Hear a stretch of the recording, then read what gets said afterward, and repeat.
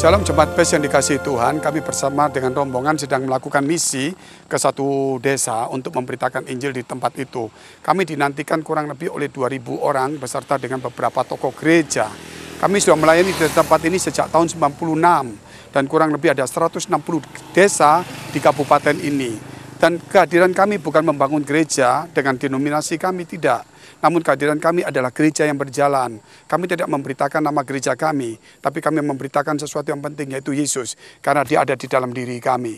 Oleh karena itu, saudara yang dikasihi Tuhan, the church within, artinya gereja ada di dalam diri kita. Ingat saudara dan saya, gereja Tuhan adalah engkau dan saya sendiri.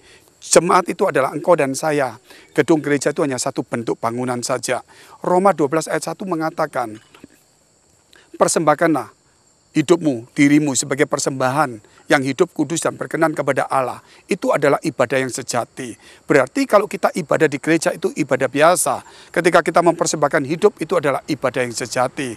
Demikian juga kalau kita datang di dalam gedung gereja, itu adalah gereja biasa.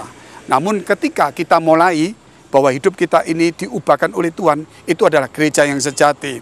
Kehadiran kita di tempat ini, saudara yang dikasihi Tuhan, bahwa sebenarnya kita menjadi gereja-gereja yang hidup. Artinya, kita harus tahu, kalau kita melihat satu bukit tengkorak adalah tempat untuk membuang mayat-mayat penjahat di tempat itu.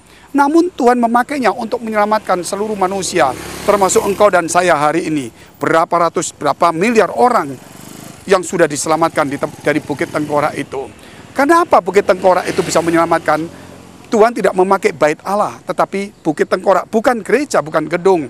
Karena ada salib, ada darah, dan ada pengorbanan. Ada 3 hal ini, di mana Yesus disalibkan di tempat itu. Kemudian kalau sekarang kita melihat, bukit tengkorak sudah menjadi gedung gereja yang luar biasa.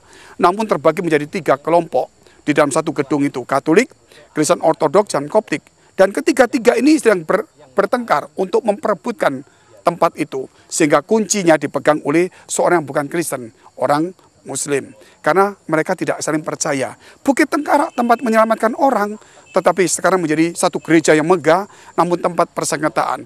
Karena apa? Karena manusia tidak mempunyai salib, tidak ada darah, tidak ada pengorbanan. Oleh sebab itu, gereja yang suci pun di Bukit Golgota tengkorak itu juga menjadi tempat yang biasa. Oleh karena itu, engkau dan saya adalah gereja yang sejati.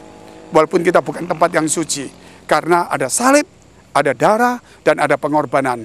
Karena Yesus disitulah ada, dan dimanapun kita berada, itu menjadi tempat-tempat untuk Yesus menjangkau orang dan menyelamatkan.